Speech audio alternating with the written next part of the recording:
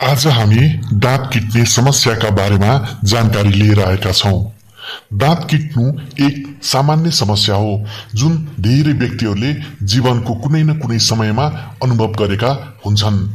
यो समस्या प्राय गहिरो निद्रामा परेको बेला देखा पर्छ र त्यस समयमा व्यक्ति आफैलाई थाहा हुँदैन र परिवारका सदस्यहरूले भनेपछि मात्र त्यस बारेमा जानकारी हुन्छ।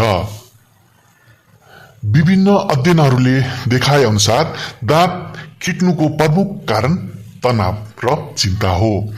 70% मानिसहरूमा यसका लागि मानसिक तनाव जिम्मेवार हुन्छ।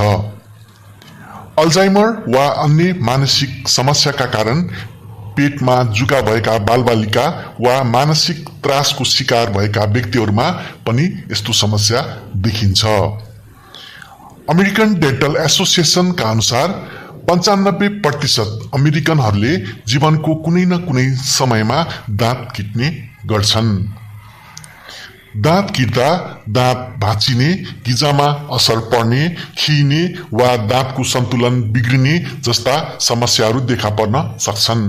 दाँत किट्ने समस्या मानसिक र शारीरिक कारणहरूको संयोजनले उत्पन्न हुन्छ, जसमा मांसपेशी, हड्डी र जोड्नीहरूको असन्तुलन पनि एक कारण हो।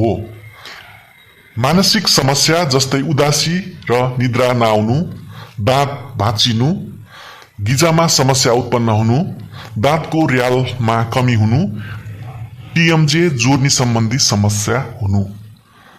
यो समस्याले मानसिक र शारीरिक स्वास्थ्यमा प्रभाव पार्न सक्छ। यसका कारणहरू पत्ता लगाएर समयमै उपचार गरेमा समस्या समाधान गर्न सकिन्छ। यतिन्जेलसम्म हाम्रो भिडियो हेरेर हामीलाई साथ दिनुभएकोमा धेरै धेरै धन्यवाद।